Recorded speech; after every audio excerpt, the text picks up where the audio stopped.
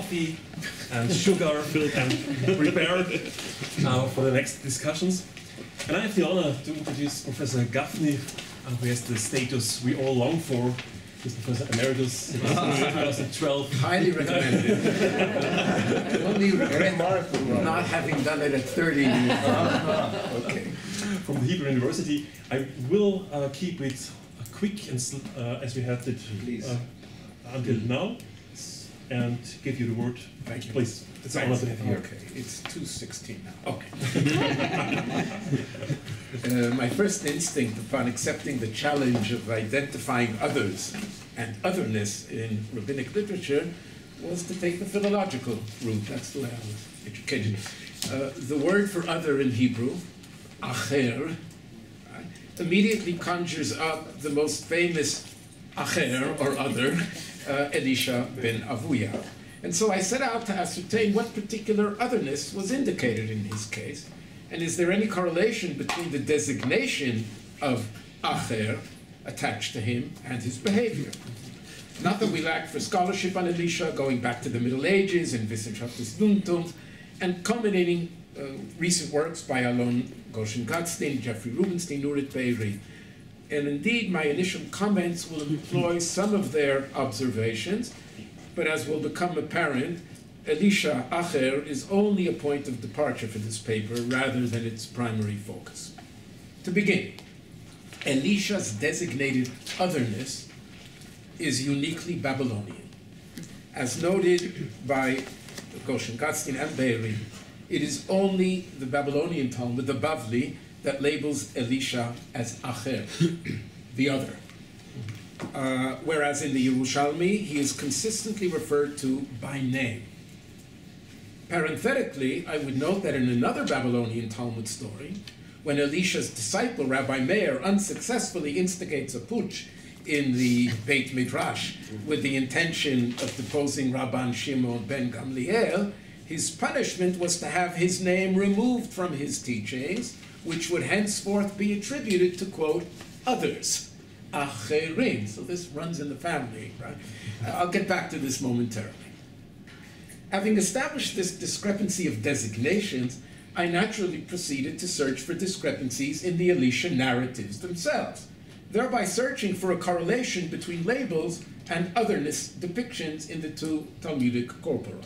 Here things are not that clean-cut, given that the stages of redaction in the two Talmuds are complex, and there are obvious points of contact in these stories which make it apparent that there was a mutual two-way influence that determined the final versions in each of the two corpora, the Bavli and the Yerushalmi. In other words, it's very hard to say that we have a purely Babylonian narrative and a purely Palestinian narrative because there is an interplay. And there are, nevertheless, however, major differences between the two Talmuds. And this is basically what I'm going. This is the thrust of my talk. It is only in the Palestinian Talmud that we encounter a link between time, place, and events and the apostasy of Elisha. The clear historical background to Elisha's behavior is the Bar Kokhba, or Bar Kokhba uprising, as we'll hear later on, and the ensuing religious persecution. In other words, the connection is only made in the Palestinian Talmud. The setting is the land of Israel, and the literary context is Elisha's behavior in response to, quote, a period of persecution, Sha'at Hashmad, with the outstanding catalyst being his encountering the bloody tongue of Rabbi Judah Hanachtom being dragged by a dog, apparently through the street. This causes Elisha to cross over to the other side. And interestingly, when he passes by his disciple Rabbi Meir's academy, the latter is informed, behold, your master is outside. Hinei rabcha bachutz, right? Numerous other hints in the Palestinian version seem to allude to the nature of this crossing over.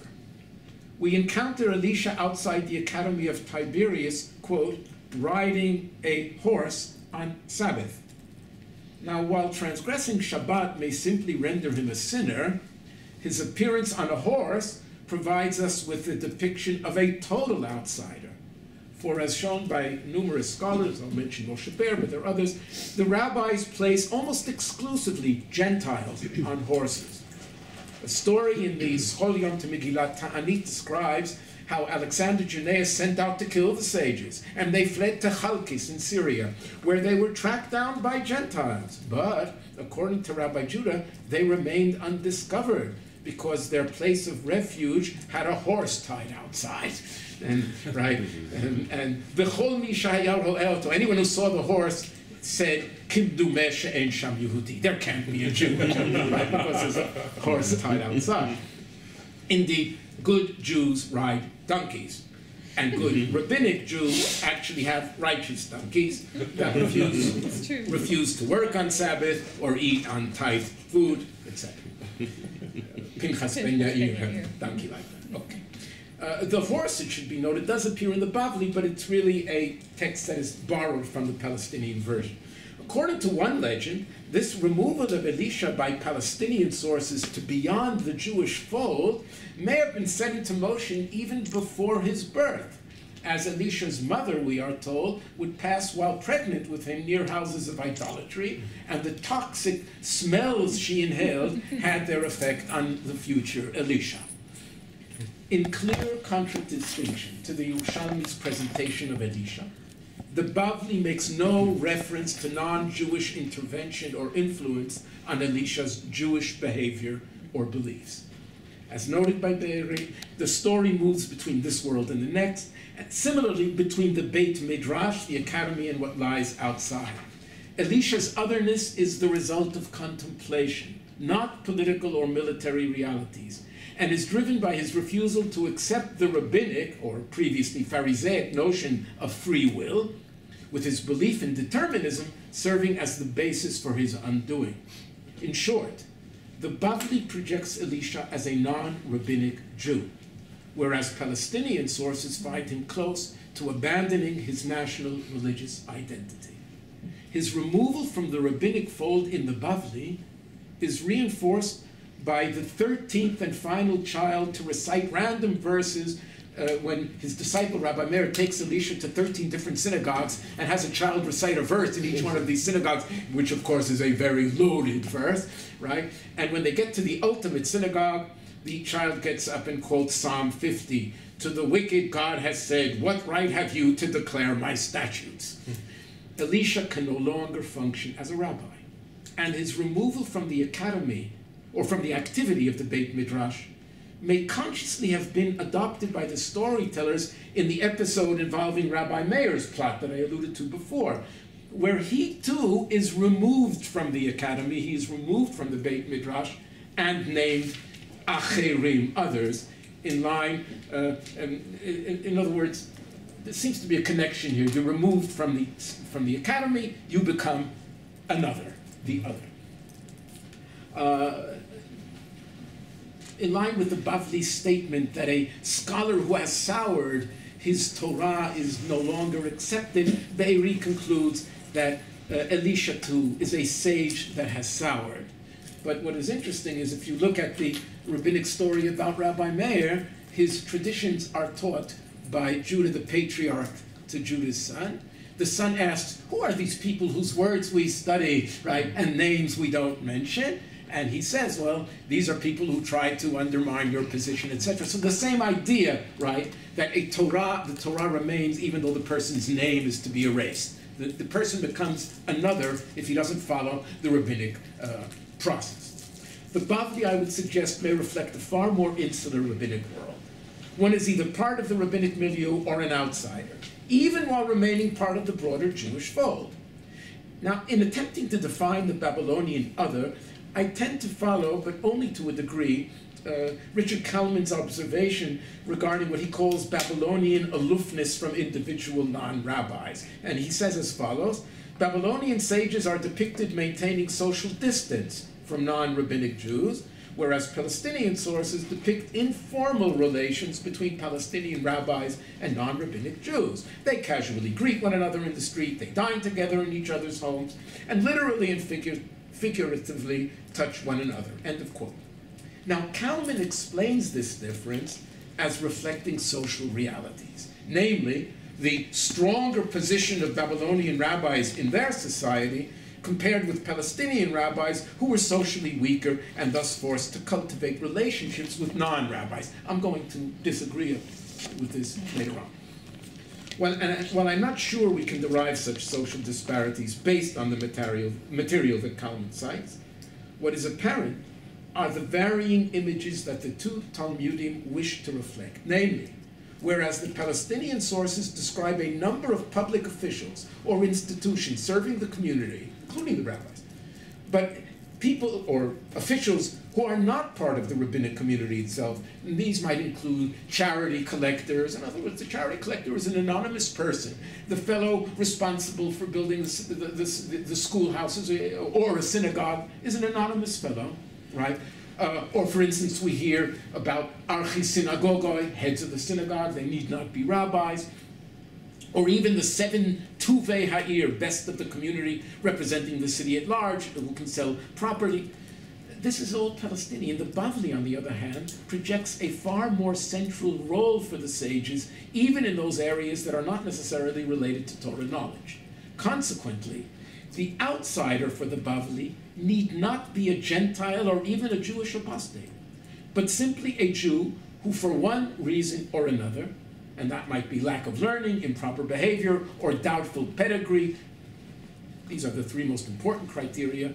So for one reason or another was either located by the Talmud as outside of the rabbinic fold, or warranted that removal by some action that would have alienated him, at least temporarily, from the rabbinic community, such as Rabbi Meir's failed plot. This distinction plays itself out on a geographical level as well. In Palestinian eyes, geographical otherness was attached to what they called chutz la'aretz, outside the land. That is, fear that one might abandon the Holy Land by going abroad. The Mishnah already decrees that all may be compelled to go up to the land, but may not be compelled to leave it. And we are reminded of the fellow, this is the story in the Yerushalmi, of the fellow whose brother died childless in Tyre of the Lebanon. He approaches the rabbi in the Galilee, Rabbi Chanina Bar Chama, probably in Sepphoris, asking if he might go abroad to fulfill the cardinal mitzvah of levirate marriage, or his brother died without children, or conversely of removing the shackles preventing his sister-in-law from remarrying by performing chalitza. And the rabbi responds, "Your brother left the land, blessed is God that killed him." Some say he replied, "Your brother abandoned his mother's bosom and embraced a foreign bosom." Interestingly, a parallel story appears in the Bavli. But there the brother apparently wishes to perform levirate marriage in Khuzistan, in Beit Chozah, not in Tyre, and is forbidden because the Jews residing there do not meet the high lineage standards of purer Babylonia. And thus the foreign woman image takes on a more immediate meaning. In the Babylonian Talmud, however, a totally different fear exists. Namely, that one might abandon the local rabbinic community, for its counterpart in the land of Israel. Rav Judah declared that all who go up to Eretz Yisrael from Babylonia transgress a positive commandment, thereby causing his disciple Rabbi Zera, who was considering just such a move, to avoid his mentor. That Rabbi Zera was perceived as abandoning the Babylonian rabbinic milieu becomes apparent when we hear that upon arrival in Eretz Yisrael, he undertakes a series of 100 fasts so as to enable him to forget his Babylonian teaching. While Rabbi Zera was not rendered an outsider, the Babylonians did not hesitate to denigrate those of their community who left the local academies of Babylonia for Palestine. And they would claim that those who left us merely represent the less talented of our number, who while in Babylonia could not comprehend the discussions taking place in the local study centers. And in one case, Rabbi Yirmiyah, he was even removed from the academy, but upon moving to Palestine, suddenly claimed superiority to their previous Babylonian fellow rabbis. And thus Rabbi Yirmiyah would proclaim once he arrives in Palestine, the Babylonians are fools because they dwell in a land of darkness, they engage in obscure discussions, right? Indeed, leaving the rabbinic center, even for other Jewish towns in Bavel, would emerge as the Babylonian equivalent of Yerida, of going down, abandoning. And thus, not only was departure from Pumbedita to Palestine considered abandonment, but even a local transfer from Pumbedita to the adjacent Jewish village of Beikube was deemed improper, whether because of the dubious ancestry of the local inhabitants, they are all from slaves, we're told, or their lack of learning. When an unnamed person indeed departed from Pumbedita to Beikube, he was banned by Rav Yosef, the Rosh Yeshiva of Pumbedita. A similar case involved a person specifically designated as a disciple of the rabbis, Tzurva Merabanan, who departed from Pumbedita to another local town, to Astunia, and according to Abaye, was actually punished by untimely death for removing himself from the rabbinic center to another adjacent town. Inasmuch as more than one rabbinic center existed in Babylonia, otherness manifests itself through a heightened sense of regionalism. Different rabbinic spheres of influence emerged. And thus, for instance, regarding aspects of the marriage contract, we are told Babylonia, meaning Surah and all its environs, follow Rav, Naharda and all its environs follow Samuel. And there develops a loyalty to one region which affected what I elsewhere called a unique Babylonian local patriotism, whereby each center came to attach all sorts of derogatory characterizations to the others. So there's a different type of other here. And so we hear that the citizens of Machoza are alternately described as drunkards, descended of converts, spoiled, ostentatious, especially their wives. Those of Naharda are boorish or even sinners. Elijah the prophet, informs us that the Messiah refuses to appear because of all those virgins deflowered in Naharda on the Day of Atonement. And those of Pumbedita are crooked and even thieves. One rabbi would advise his son, sit on the refuse heaps of Mata Machasya, Surah, and do not sit in the mansions of Pumbedita.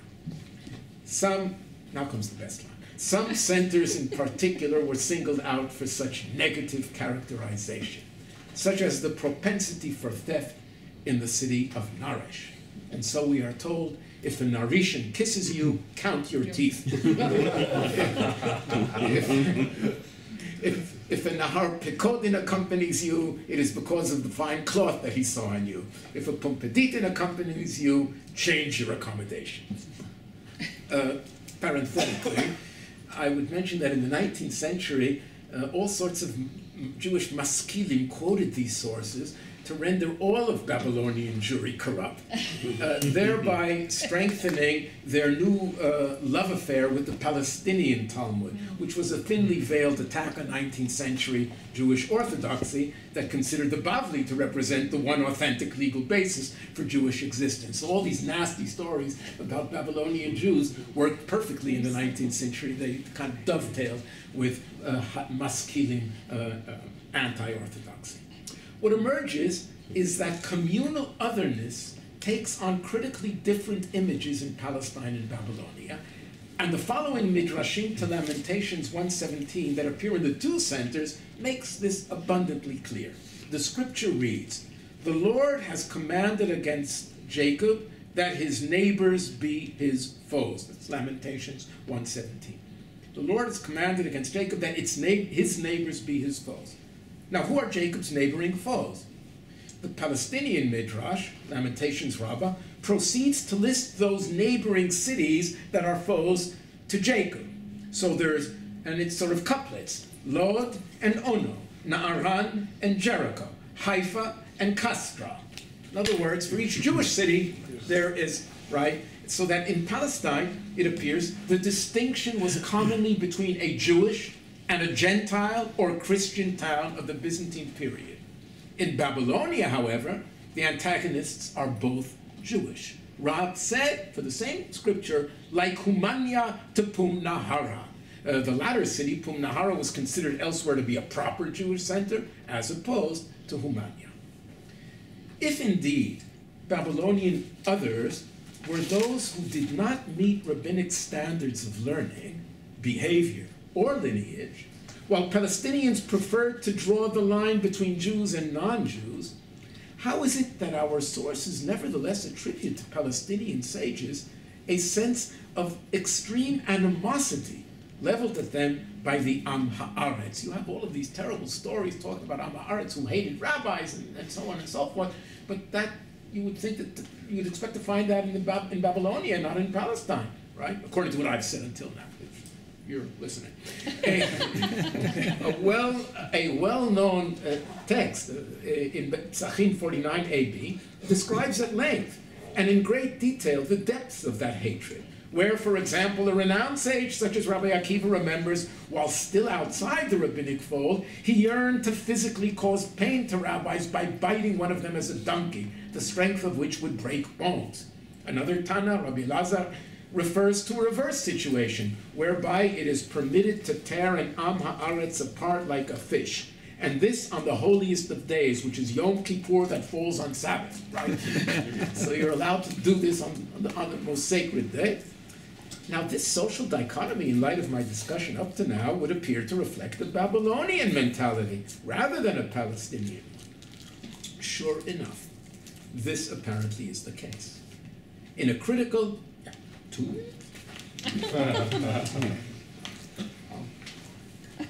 Give me 4. This is the case. Stephen Wald has shown conclusively that while the cast of rabbinic characters in the Am Haaretz Sugya is Palestinian, all of the sources regarding Am Haaretz are clearly Babylonian. All of the statements equating relationships between Am Haaretz and rabbis and violent animal behavior in both directions, right, is totally lacking in Palestinian sources. For instance, Rabbi Meir in Palestinian sources simply, you shouldn't marry your daughter to an Am Haaretz, right? When you get to the Babylonian Talmud, right, one who marries his daughter to an Am Haaretz is as if he bound and laid her before a lion. Just as a lion tears his prey and devours it and has no shame, so an Am Haaretz cohabits and has no shame. Right? And this is, I think, Wald's conclusion should be an important corrective to imagining this Am Haaretz rabbi tension in Palestine, which I doubt really existed to such a degree. What emerges in the Bavli is, in fact, quite understandable. The Babylonian sages came to stress 2 major factors that elevated them to an equal and even superior status vis-a-vis their Palestinian colleagues. To begin, their Torah expertise surpassed that of the Palestinians, right? And they would say, one of us is superior to 2 of them. And in addition, Babylonian Jewish pedigree was the purest among all Jewish communities, Palestine included. Consequently, it was precisely those Babylonian Jews who could not live up to those standards, either because they were lacking in Torah or because aspersions had been cast on their family background, that would be considered others in rabbinic eyes. Palestinian rabbis, on the other hand, tended to claim primacy based on their presence in the land. And thus the dichotomy between themselves and laymen is vastly diminished. And so if the Babylonians would say that the calendar can only be intercalated by sages, the Palestinians will say, even when there are sages and righteous outside the land, and only a shepherd or herdsman in the land, it is the shepherd or the herdsman who can declare the new year. In Palestine, the greater tension appears to be with the true outsiders, whether they were Gentiles or various minim, and so on. And as a result, you won't find phrases in the Babylonian Talmud. In the Palestinian, you'll find umot ha'olam bonim Israel, the nations of the world scoff at Israel. That type of phrase won't appear in the Babylonian Talmud. It's not nations versus Israel, it's rabbis versus non-rabbis. And I'll conclude with one word of caution. The distinction between a Palestinian and Babylonian rabbinic otherness does not necessarily inform us on the relative strength of each rabbinic community within its larger Jewish setting, as was suggested by Calvin. I suspect that they are indicative of the two rabbinic centers' foci on what each considered to be the critical elements of Jewish self-definition. Among the sages of Palestine, one still encounters a national and ethnic criterion, which pitted the land against Chutz La'aretz, Jews against Gentiles, be they pagan, Christian, or even Judeo-Christian. For the Babylonians, on the other hand, Israel is defined more and more as a Torah-centered community, based far more on intellectual capacity and legal expertise, with the other now singled out as those who do not operate within the confines of these criteria. The clash is between 2 literary corpora that reflect 2 variant and at times opposing ideologies. It does not necessarily reflect a discrepancy of 2 social hierarchies and power structures within the 2 communities. Thanks.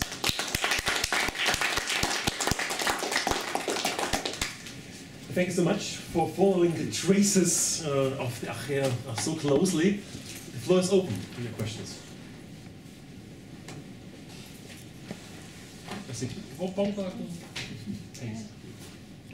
Was this a question? No, I'm going to ask one of them. I'm already preparing. He already knows the answer. It is suspect. So. Thank you very much. It was a really great presentation, and these are really fun sources. And but I will just raise for your attention in the future, I hope, a new dissertation from Yale written by Yoni Pomerantz. Actually, not what we were talking about over lunch, but he looks at these particular traditions in Wald's thesis, and he actually comes down on the side after doing a lot of source critical work that these are Palestinian traditions. The negative traditions about the Am Haaretz, that these are not Babylonian created. So then the question really is, why were they preserved only in Bavel as opposed to being preserved only in Yerushalayim, and not in the Palestinian sources? And I think that we do have them in some Palestinian Midrashic sources, but I could be wrong about that. I think there are some negative ones. But anyway, so it just shifts the question a little bit. You have negative, you don't have the extreme. You don't have negativity. extreme. You do not have the extreme. And my point is extreme. that the extreme negativity tells me that something is eating away at the Right, Babylonians and so- that I don't find in Right, it just Palestine. shifts the way the question is asked. Okay. It doesn't change the results of, the data is the data in terms of where we find these things, but it's a little bit, it's going back a little bit to Michal's question, at what level are we drawing our conclusions about, why this discourse is suddenly privileged in the Babylonian Talmud, if we assume for a moment that these sources are genuine, and I think that one can do some good source critical work to argue that there's probably a good Tannaitic layer of material here. Why was that something that really didn't make its way ultimately into the Yerushalmi? Is that just a question of genre? The Yerushalmi doesn't preserve much in the way of Midrash? Is it, or is there something else going on here? And the Bavli is just the kol bowl, it has everything in it, and so it puts them in. It's just kind of hard to know. No, but that's why I like comparison. Alan once told me that the core of everything historical is comparison. I know. And in other words, if I take the calendar, and so if I read the Babylonian story about Hananiah, it's clear by the Babylonian Talmud that it's wherever the greatest Torah sage is to be found, that the calendar should be organized. When I read the Palestinian source, it's clear, shepherds and laymen. Right. And I think that tells me something. That's powerful. I mean, when you line it up with a number of other debates or disputes that can seem to, relate to the same question, then I think you really can start to get an overall ideology. I think that's what it's very interesting. I will ask the question that I expected to ask before. I very much like this way of looking at things. I'd just like to ask whether you can follow up with specific examples of social consequences of this Babylonian definition of the outsider. In other words, in what way is this outsider marked other than in all sorts of talk? Is there something special that happens that removes it? That removes it. You treat this outsider in a different way than you treat the insider. Okay. Can I add on that? Jump in on that one. No, I think it's an excellent question, especially if you're talking about. You gave a very specific example. You said because they only care about the locality, so the difference between Am Haaretz and the sage is much less pronounced. So would it have ramification on halachic difference, for example? So what's the la'alacha lema'aseh? What happens specifically because your ideology is different and the focus you put is different? I'm sorry if it's no, I mean, do these folks? I'm interested in very simple stuff. Do these folks not eat together? Do these folks not marry each other? Do these folks not pray together? These are the ways where social difference is marked. And that's what I would be looking for. If you're asking about marriage, clearly that seems to be the assumption of the Bavli. The Bavli describes in very detailed manner whom you can marry, and from this city to that city, and from this city to that city, and the Tigris, right? And and if you're offered a shidduch outside, forget it, right? So here you have one example, marriage, and they're very big on that. But there's something else, and here, you had another title for your talk before, right? About how the insider becomes an outsider, and a number of years ago, Gideon Leifson wrote an article called Hotza'a mi Beit HaMidrash Nidui Uminodei. In other words, the word to ostracize when it's used in the Palestinian Talmud or in Palestinian sources, nidui, cherem, right, those phrases, when you get to the Bavli, what is it? Hotza'ah mi beit hamidrash, removing from the academy. In other words, that's the ultimate, it's not the removal that, you know, I can't talk to the man in the street and I can't do this. He is removing. That's why you have the Rabbi Meir's story. You become acher as you are removed from the academy. And that was the point. Huh? And your name is erased. And your name is erased, right? So there's a damnatio memoriae, right, taking place within the rabbinic fold. But it's, and why I say I would have gone with your title from yesterday, title you didn't use. What you find then is very interesting, that according to Babylonians, it is proximity that creates otherness. In other words, the otherness is between those of us and those who are very close to us, but nevertheless are to be pushed out. Whereas in the Palestinian sources, it's really ultimate distance, right? That creates the otherness. And I think that that's a major observation here, right? In other words, which would go with a social observation. Yes, please. I'm sorry. Concerning Nidui, when I'm not sure that Nidui is a good example. It's excommunication and all the other terms. Since in the Palestinian culture, Nidui is mainly between Tanaik and mostly between rabbis. There's very few cases when a non-known rabbi is excommunicated, but in Babylonian, for some reason, Nidui is getting much more important, and it's practiced on thieves, on many others inside the Jewish community. So there is a very close,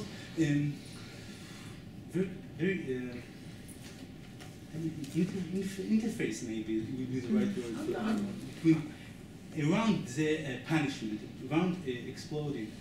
So first of all, I would be very careful when you refer to rabbinics, to Palestinian sources.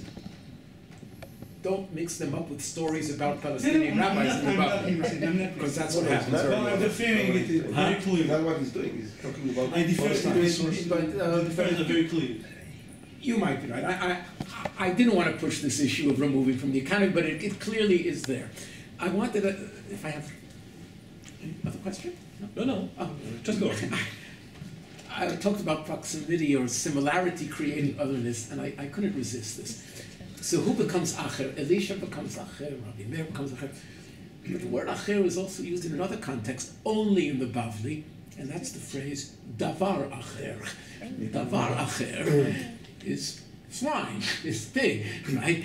And then I, of course, remembered that the same Babylonian Talmud that talks about pigs as being davar acher, something other, also says that of all the animals, the intestines of the swine are the most similar to that of a human being, right? In other words, so here you have another type of similarity, of proximity that, right, requires defining something as being nevertheless acher, right?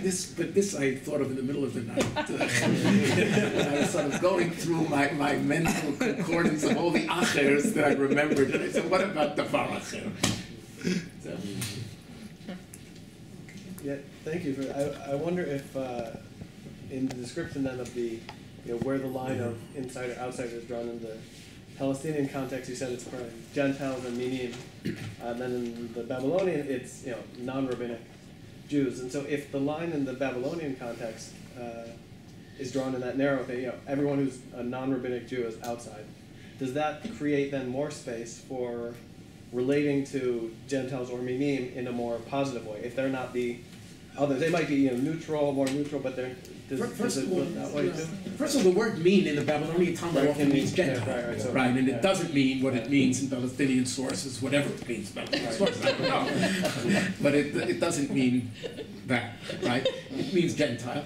And look, there's a whole industry now of studies on Babylonian Talmud and the Babylonian rabbinic movement within the context of the Iranian milieu and I don't want to ask me. I would say that you're right, and I really do think this issue of the Gentiles say about us, and they scoff and they say, that doesn't appear in the Bavli. In other words, I think that sense of tension with the Gentile world, that world indeed does not appear. For whatever reasons we can go into, that you know, that the Sasanians are not, I don't know what, missionaries or whatever it is. But yes, I think that difference clearly appears. Can I Two add? questions, one from Chris, then This is Tobias. just to add on to Yeah. that, there's a recent, I read a lot of dissertations, there's a recent dissertation by Mira Beth Wasserman that does make this argument. So she's looking at Tractate Avodah Zarah, but she compares, I'm going to talk about her dissertation in mine as well, but she shows that the rhetoric of otherness that's used for Gentiles is nowhere near as extreme as it is for the ours and for the internal other, much more extreme for the internal other in the Bav than it is for the external Could other. I much say more benign. something? If it adds It's to one, that, it's yeah, one okay. sentence. It's one sentence. When I was working on sectarianism, I read extensively about 17th century Britain. And there I learned the one sentence that was the most important to me in all my work. A nasty definition of a Puritan was someone who loved God with all his heart and hated his neighbor with all his soul. Okay, that's... Should I quote that in the printed version? Please. So Tobias? So thank you very much. I'm not an expert on this text and so on, but I would like to perhaps ask a question which opens a little bit our perspective. I'm not sure whether this is possible with your text, but when I looked into so-called Christian texts of late antiquity, where the Jews are already the others, we are called, then there is an interesting point that in some of these texts, and now I go into the direction of Albert Baumgarten, where it is clear that there are a few things where you don't have contact, so not marrying or so, but there are a few things where it is clear that in these spaces of life or in these contexts of life, it's possible to have context. So it's possible to say, okay, I may not marry this person, but I might buy my goods at this person also. So some ecclesiastical text where it is clear that there are people who say, if I want to have a blessing for my fruits or so, it's perhaps better to go to the rabbi and not to the priest or so.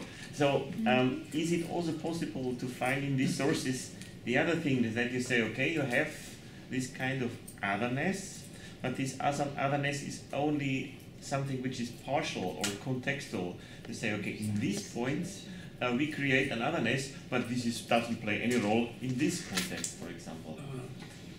We have in Babylonian Talmud connections between rabbis and Gentiles on all sorts of levels, business, they own fields together, they work to... My point was, and this is following up what some of you said, that I sensed greater animosity between rabbis and some other maybe lapsed rabbis than I did between rabbis and Gentiles and so on. In other words, I sensed that in the Babylonian Talmud. I see less of that in the Palestinian Talmud, in Palestinian sources. I really think the lines here, and that's why I went into the geographical issue as well as Eretz Israel and outside the land. I think they're thinking what I call national ethnic boundaries rather than intellectual lines of division. And that's what I was trying to argue. But you have relations on many levels, right? Marriage for the Babylonian Jews was critical because they were convinced that they were the purest Jews everywhere. Those of you, the Israelis, will appreciate this. I'm sorry, this may be lost on some of you. You know, there's something in Hebrew called samach tet. And samach tet is very often understood as meaning Sfaradi tahor, right? A pure Sephardi. And I said in Babylonia, there must have been something in the rabbis called Bavli tahor, or Bekitzur Bablat.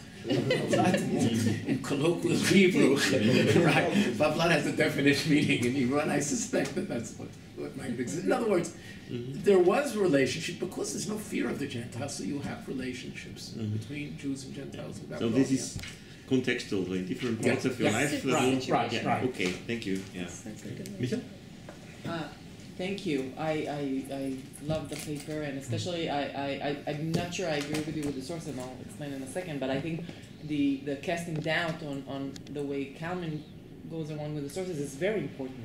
I think the jump to the description of a social behavior just from the sources is very dangerous because you just offered an alternate explanation, and you have to take that account that we're only offering So the reason I want to rethink some of your question is about the nature of the sources. And that's actually some of the problem I have with Richard Kalman's work.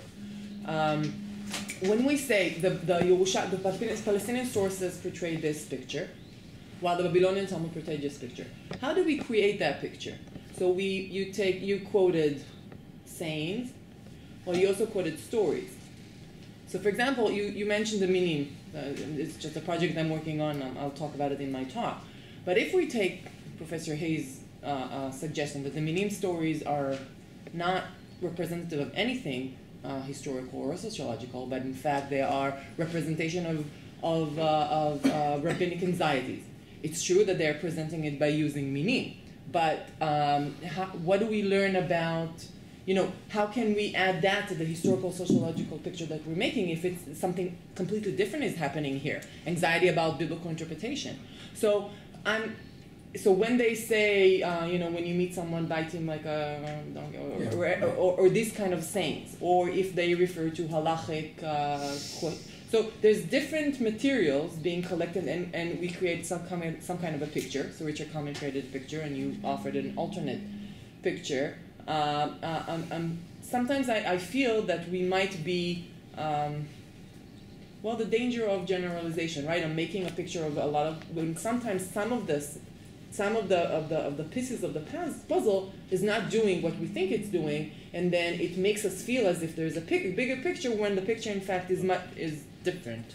I was very careful not to go into the minim issue almost at all. I kind of threw it in a sentence or two because it's a minefield, right? Until you decide who the minim are in different Palestinian sources, you're nuts, right?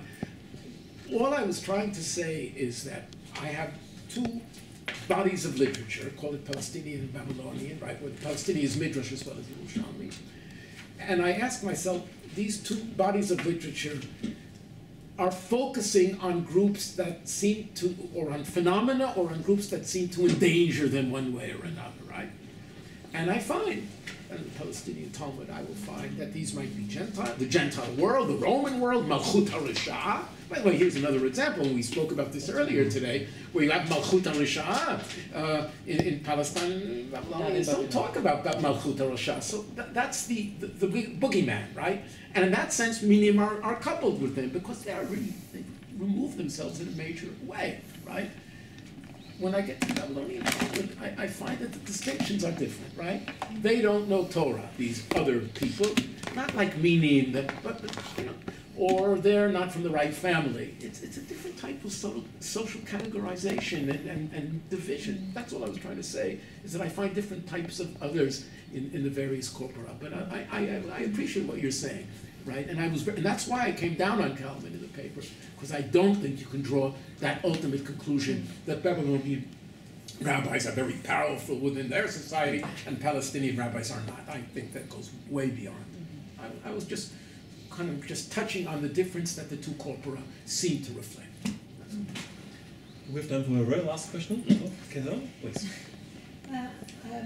Thank you so much. It's really interesting. And I was struck by something you said in passing, which is not really the difference between the Babylonian rabbis who put the emphasis on Torah learning and the Palestinian rabbis who see their primacy as being connected with the fact of living in the land. Among other things. Yes. And then the difference with other Jews is then less because they all live in the land, I mean with Palestinian Jews. And I was just wondering, this reminds me of the distinction that Danny Schwartz makes between like priestly Jews, not necessarily Sadduceans, but priestly Jews who are focused on the land and so, and the Pharisees or the rabbis, whom Danny Schwartz, identifies with a kind of nominalist position, and they relativize the importance of the land. So I was just wondering, do we have this? Could we just take Danny Schwartz's kind of classification and use it for Palestinian versus Babylonian rabbis, or am I completely? Well, I think it has to do with natural versus constructed sources of authority. Yes. That's what he's dealing with. So the priestly source of authority is a natural one. It's a genealogical one. The rabbis had to construct the source of their authority. And that, in that sense, there's a parallel, I think, between what you're saying is that the Palestinian rabbis feel that they have a claim to authority just because of where they live, you know. Well, you know, Which is a natural the claim. classic example is the Hananiah story, whereas in the Babylonian Talmud they're arguing who is the greater scholar, is he here, is he there? And in the Palestinian Talmud, the fellow gets up in the synagogue and says, Ki mitzion tetzei Torah, and that's the end of the ballgame, right? In other words, out of Zion shall come Torah. Let's stop arguing about this. And the Bavli version of it is? What? And then the Bavli's version of that is from Nahar Pakod comes Torah, right? No, that's in Yerushalmi also. That's also in the Yerushalmi. Yeah, of course. That's right. Ki That's what mibavel the- tetzei but it's Torah, the Dvar Hashem Babylonian- Nahar Pakod. Right, but the Babylonian in sage- other words, it's all says it. according to Palestinian Talmud, territory is what it is. Geography. That's a fine closing remark. This is every day. the Middle East. Thank you so much.